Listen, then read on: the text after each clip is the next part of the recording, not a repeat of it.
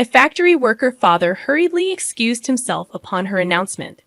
As soon as she uttered those words, my stepmother, with a wicked grin, impulsively splashed tea onto my dad's face. Beside her, she burst into laughter. Surprisingly, my stepfather made no effort to reprimand her. The stain on the suit my dad had meticulously cleaned for this occasion rapidly expanded. Fortunately, the tea was lukewarm, nearly cold, alleviating concerns about burns. Amidst my astonishment, I handed a napkin to my dad while Tom, in a panic, tried to dry his father-in-law's suit. Even in the midst of worrying about potential injuries, Tom couldn't help but laugh at the absurd behavior of his parents. Throughout this chaos, my dad remained silent, stood upright, and pointed at them, declaring, "Well then, I'll just ruin your company." The unfamiliar sternness in his voice caught me off guard. He took my hand, and we left the chaotic scene behind. Tom scolded his parents before quickly joining us. "I'm really sorry, father-in-law. I'll make my parents apologize later." He apologized, but my dad, with a grave tone, reassured him, "No need. We're done with them anyway."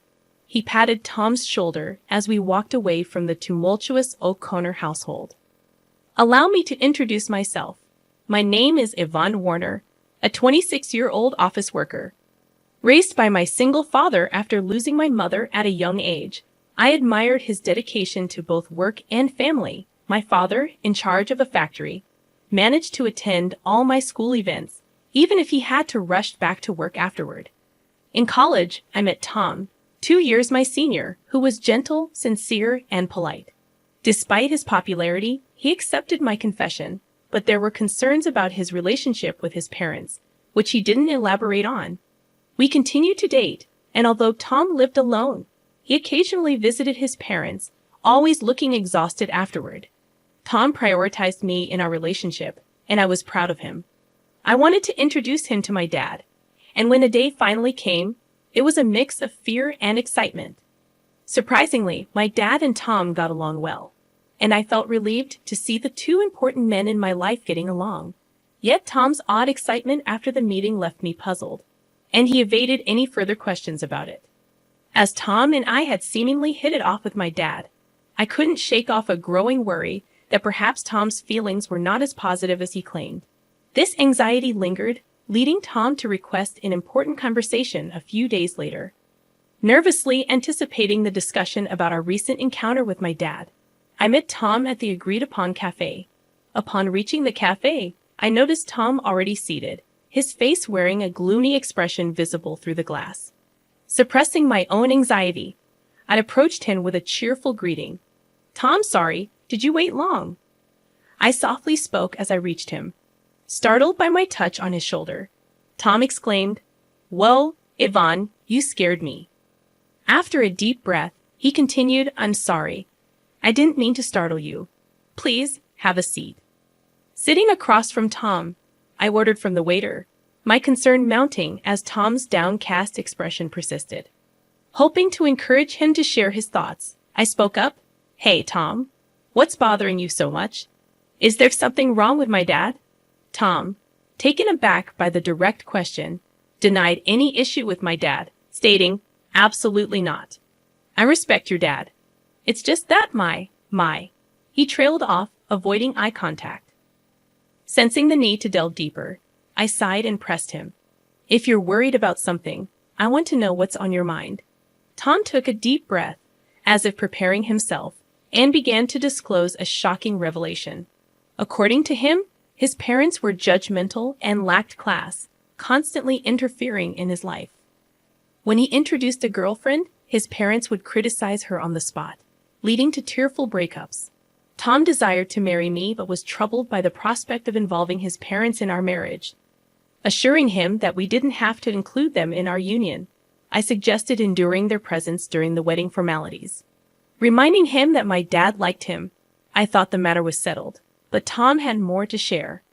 He revealed that when he met my dad, he was surprised by the stark contrast to his own parents. Expressing a desire to become the son of such a great man, Tom shared his dilemma about marriage. While he was pleased that my dad liked him, he couldn't decide whether his parents should also become his in-laws. Tom brightened momentarily but sighed deeply afterward. In a moment of realization, Tom looked up and apologized. He proposed a unique solution. When we meet his parents for our marriage, could my dad come along? Tom hoped that the presence of someone so respectable might eventually influence his parents positively. I agreed to discuss it with my dad, but I couldn't help expressing my wish that Tom had approached the conversation differently. Understanding his misstep, Tom quickly apologized and then, with newfound determination, formally proposed marriage to me. Swiftly deciding to discuss the matter with my father, who was initially hesitant, I approached him with Tom when he formally asked for my hand in marriage. After obtaining my father's agreement, Tom and I arranged a date to meet his parents. On the appointed day, dressed in our best attire, we stood at the front door of Tom's family home, preparing to meet his parents for the first time. Given the unsettling stories I had heard about Tom's parents, my nerves were understandably on edge. My father, attempting to lighten the mood, encouraged us not to be too tense, assuring that Tom's parents were just overly concerned. His supportive pat on the back eased my anxiety slightly. When Tom rang the doorbell, there was no response, causing a momentary panic. Tom rang again, but still, there was silence. Not wanting to create a bad impression, Tom excused himself and entered the house first, leaving my father and me exchanging concerned glances. After what seemed like an eternity, Tom reappeared, looking flustered. Before I could inquire about the delay, he made excuses with a forced smile, promising us they would be ready soon. My father sighed in exasperation, and I couldn't shake the growing worry that this incident might jeopardize our wedding plans.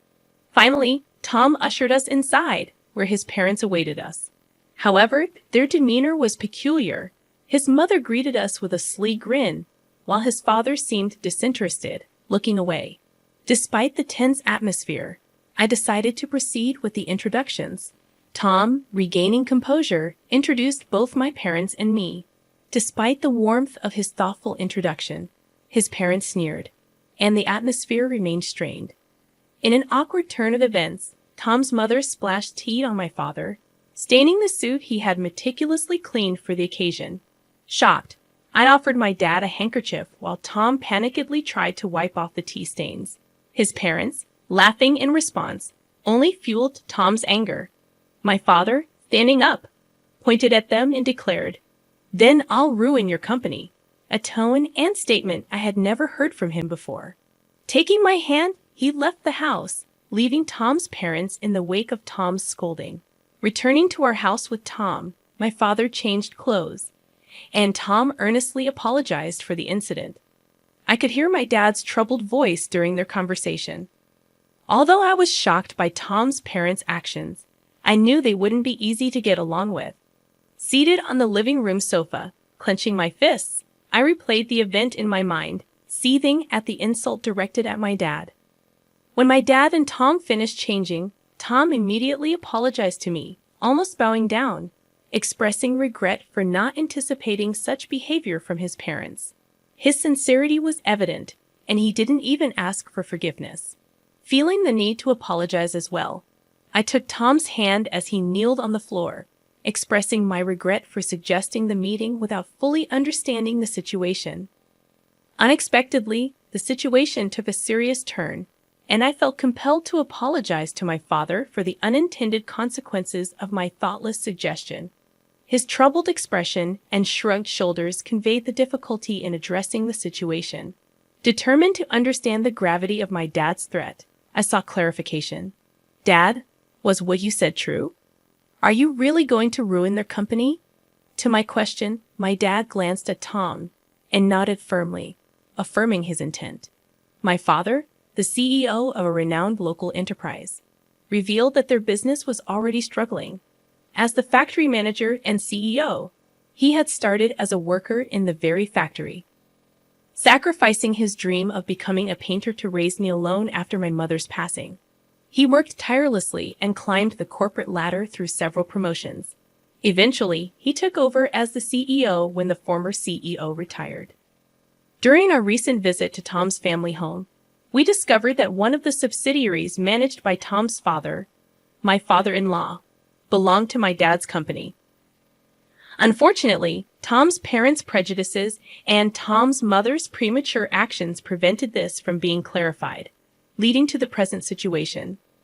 My father explained that his company faced management difficulties, contemplating downsizing without resorting to layoffs. Regret was evident in his words as he considered the impact on his employees. After Tom's serious conversation with my father, he proposed closing down the subsidiary where Tom's parents worked. Concerned about the consequences for Tom's parents, my father questioned if Tom was okay with it. Tom, resolute and having cut ties with his parents, expressed a desire for them to reflect on their actions. Despite the difficulty, he requested permission to get engaged with me. Moved by Tom's earnestness, I also pleaded with my father to allow our engagement. My father, crossing his arms, pondered Tom's words. Despite the recent incident, he eventually gave his approval, setting a condition related to Tom's parents being company executives. My father demanded to know Tom's plan for the employees and made it clear that our marriage would be off if Tom couldn't handle this responsibly. A few days later, Tom presented a plan to my father for his father's company's employees. He had arranged a meeting with my father to discuss possible job placements for all the employees. Tom showed genuine concern for their transition and offered to work for free until they were settled and producing results. He expressed his eagerness to compensate for any shortcomings with his work and salary, and once settled, to re-engage with me. Tom, demonstrating his earnestness, saw himself as partly responsible for his company's collapse and wished to be a positive force in the situation. Upon returning home, I discovered that our marriage would be delayed due to an unavoidable circumstance. When I greeted my father, he expressed, "Welcome back, Ivan. You heard right. I'm sorry for deciding such an important thing on my own, but I thought it wouldn't be fair if I were the only one happy." While he apologized, I seized the opportunity to propose working in the company with Tom, offering to work for free. I insisted that my father should accept Tom's proposal. Despite Tom's attempts to dissuade me, I desperately begged my father, who initially remained silent. After repeated pleas, he uncrossed his arms and quietly nodded. Meanwhile, Tom's parents had yet to apologize. My father seemed to have been waiting for them, but the time had passed. He began preparations to take over Tom's father's company. Time passed, and the day arrived when the company collapsed. Tom's parents summoned us to their home, where a crowd of former employees protested the company's closure. They accused us of being the root of all evil and blamed me for seducing Tom and ingratiating myself with my father. Despite the accusations, Tom attempted to calm the former employees, explaining the situation and offering new job placements. Ignoring his parents' outbursts, Tom apologized for the inconvenience caused and promised to work with dedication. The former employees, reassured by Tom's efforts, began leaving, relieved and grateful. As they departed, my father promised to inform them of the details later. In the aftermath, Tom's parents continued to fuss about their predicament. Tom sighed in exasperation at their blame shifting, expressing concern about losing their house used as collateral. Despite their pleas, Tom's parents were met with indifference as the former employees had already heard the truth from Tom and disregarded the parents' desperate appeals. My father also ignored their words, and the former employees left relieved, leaving Tom's parents to confront the consequences of their actions. "I don't care what you think. You got what you deserved, so it can't be helped. Why don't you learn a little remorse?" My father reprimanded Tom's parents, who seemed oblivious to our scolding. Unable to bear their persistence any longer, I finally lost my patience. "Haven't you just caused trouble for Tom all this time, boasting about being business owners and only caring about titles? Isn't that why this happened?" My words left his parents speechless, seemingly ready to retort, but halted by my father's decisive intervention.